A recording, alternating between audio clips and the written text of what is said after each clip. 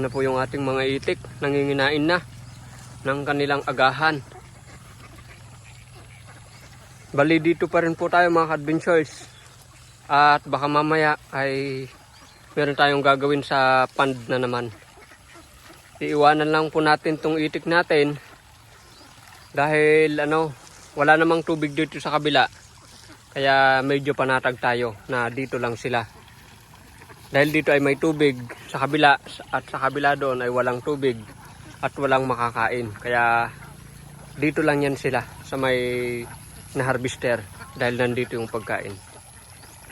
Kahapon ay iniwan po natin sila dito at hindi naman sila nagbangad-bangad na pumunta dito sa kabila o kung saan-saan nagsipunta. Dito lang talaga sila na malagi. Bali, lalagay po natin yung itik po natin doon sa may banda po roon mga adventures. Para kung break time, pag busog na po kasi sila ay pumupunta sila doon. Kaya para makakain pa sila ng marami.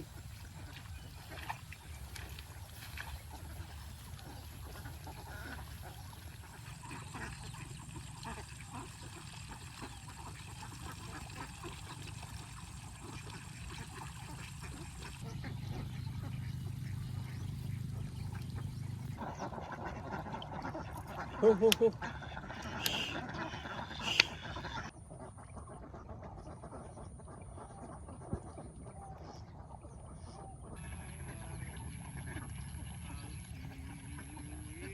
Bali, hahayaan lang po natin itong mga itik po natin ngayon mga adventures. Aayusin pa po natin yung ating pond. Tayo na. Marami pa tayong gagawin doon sa bahay.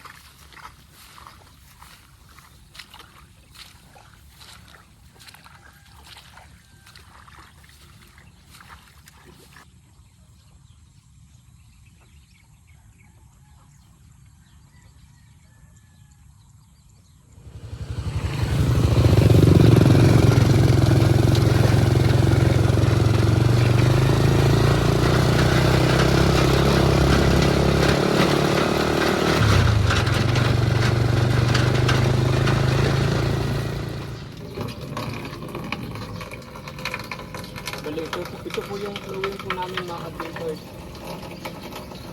Nagkakaedad na ng mahigit 15 years siguro. 15 years. Kasi bata pa ako dati nung year na ito. First year high school. Itinatag po nila itong flowing.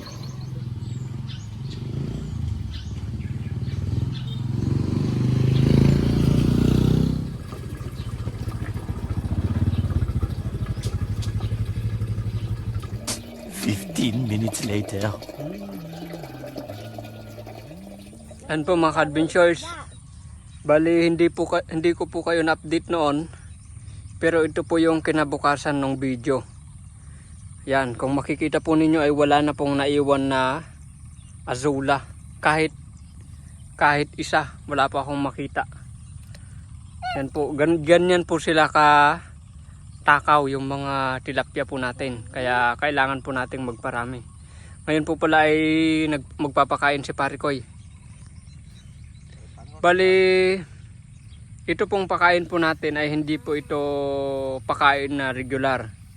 Parang kuha na lang to, para makita namin yung mga isda, parang ganun. Dahil nakaka-relax pagmasdan yung mga isda na kung nakikita po natin na kumakain. Bali ngayon pala ay aayusin po natin to. Dudublihin po natin yung tambak po natin.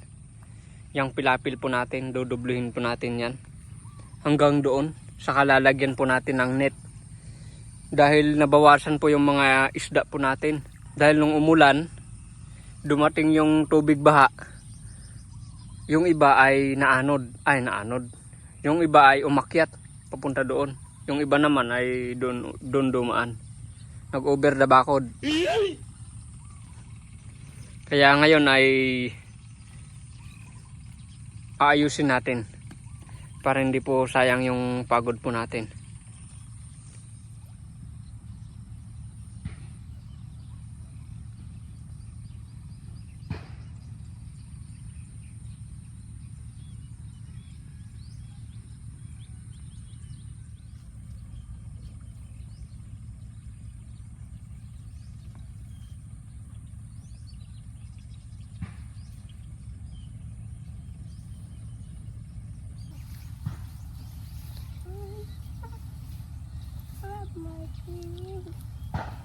Aduda?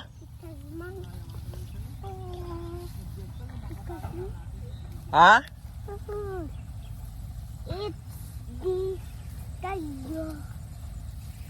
Kumpay mo dek. Ikom. Ano tanis kayo ni? Ako ng isda. Ito po yung nag-over the bakod kasi mga Ito adventures. malaki. Naghihingalo na. Buhay pa pero hindi ko alam.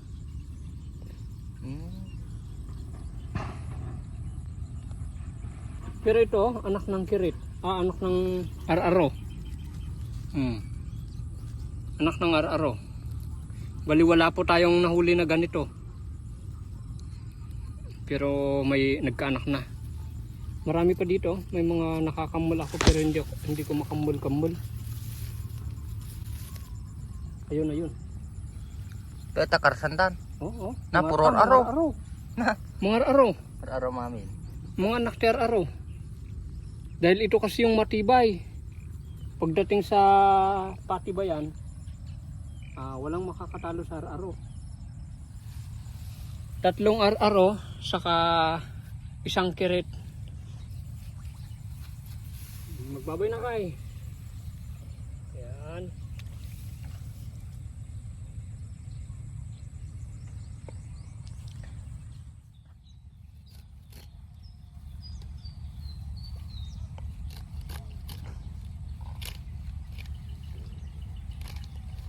Kailangan natin tong linisan dahil dito ay lalagyan din natin ng lupa. Dito lalagyan natin ng lupa habang itong net ay ililibing natin para yung iwat, kung merong iwat ay hindi siya hindi makapenetrate dahil mahihirapan siya pag mainit. Matakot para hindi ka na matakot sa akin at spider kalabaw. Bali ngayon ho ay maglalagay po tayo ng panibagong azula sa ating pond. Dahil yung kahapon ay naubos na. Kaya magpapakain na naman tayo.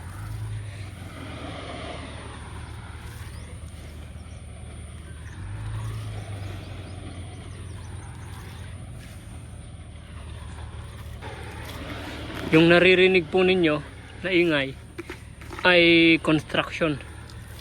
Meron pong nagsisiminto ng kalsada.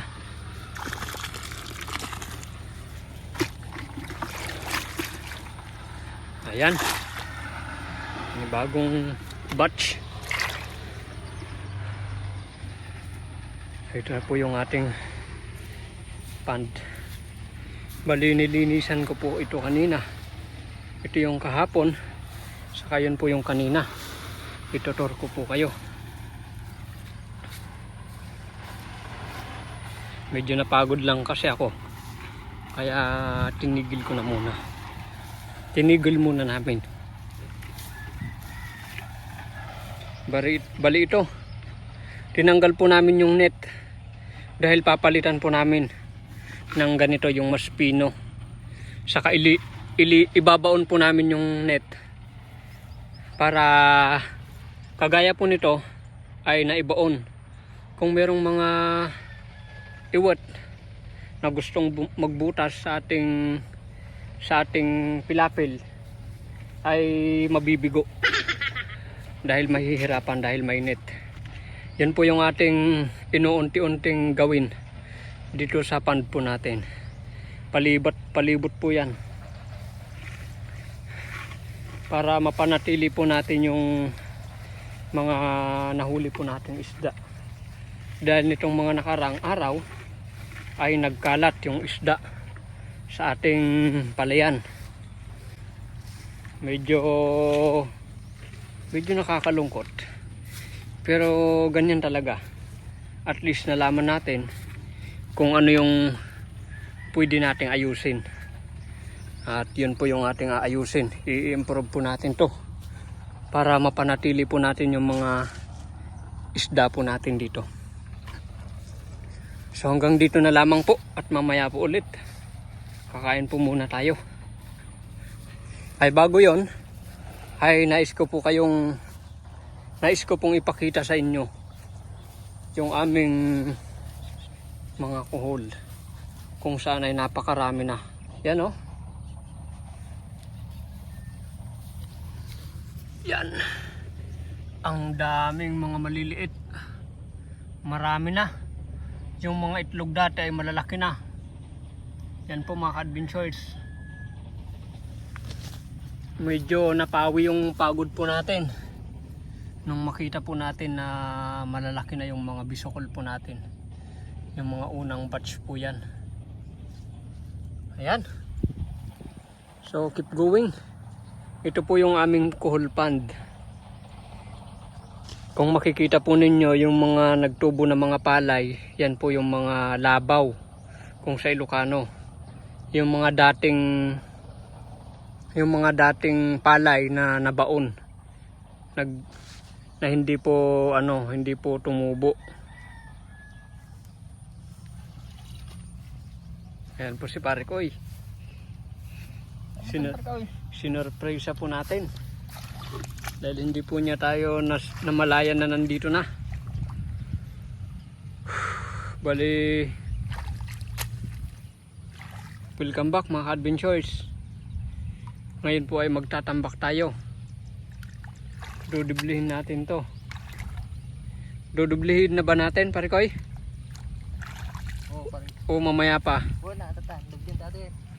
Ayan, dudublihin na po natin.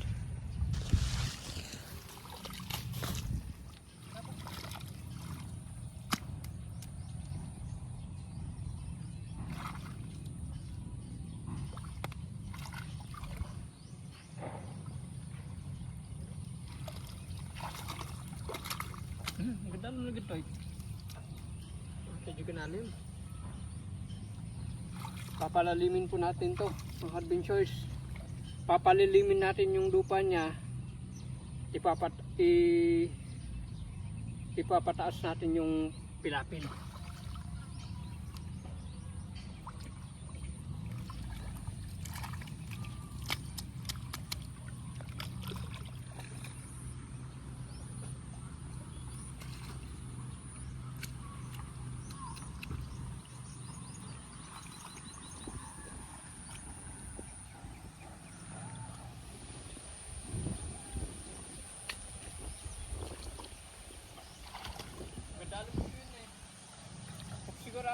Welcome back.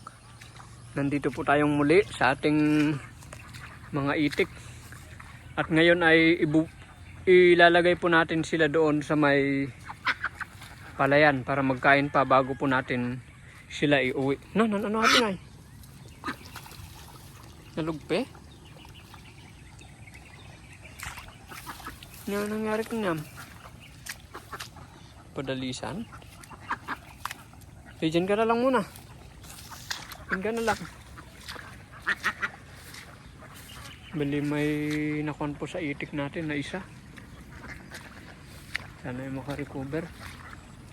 So bali ngayon ay ikakon po natin yung ating mga itik. Kaya ito eh. Ho ho ho. Madim sama kahit yung mangan.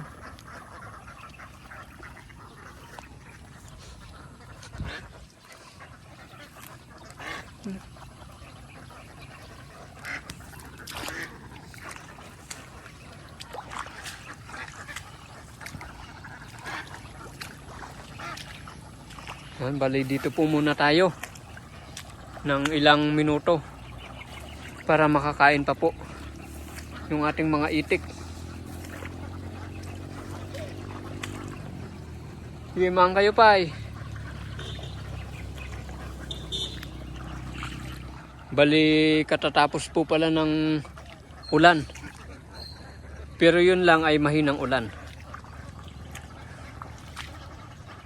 Bago po natin sila iuwi, ay pinapakain pa po muna natin. Dahil tumambay po sila doon ng matagal siguro. Pagdating natin, doon pa lang sila bumalik dito sa palayan. Kaya mga 30 minutes pa po siguro mga adventures na papakainin po natin sila bago natin sila isakay sa ating traveler.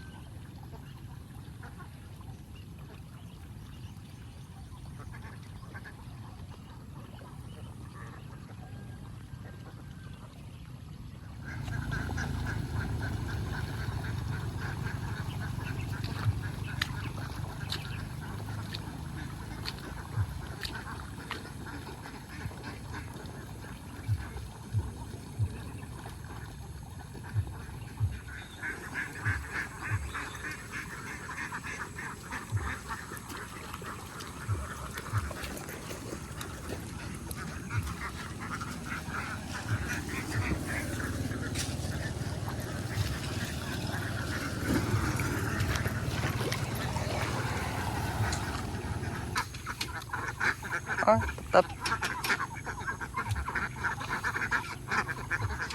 Oh, may sabat mo yung iba. Oh,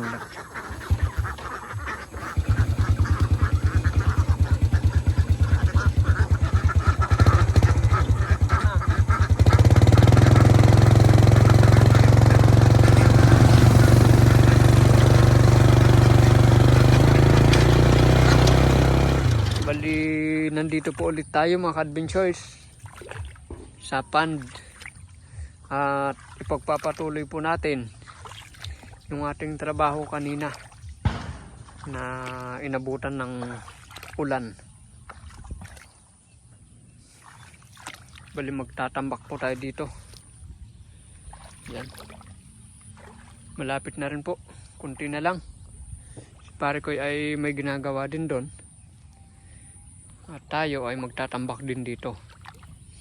Kung matapos po natin na magtambak dito, lalagyan po natin ng net dito. Ibabaon po natin, saka magtatambak po ulit tayo dito sa kanyang tabi. Para yung tambak po natin ay matibay.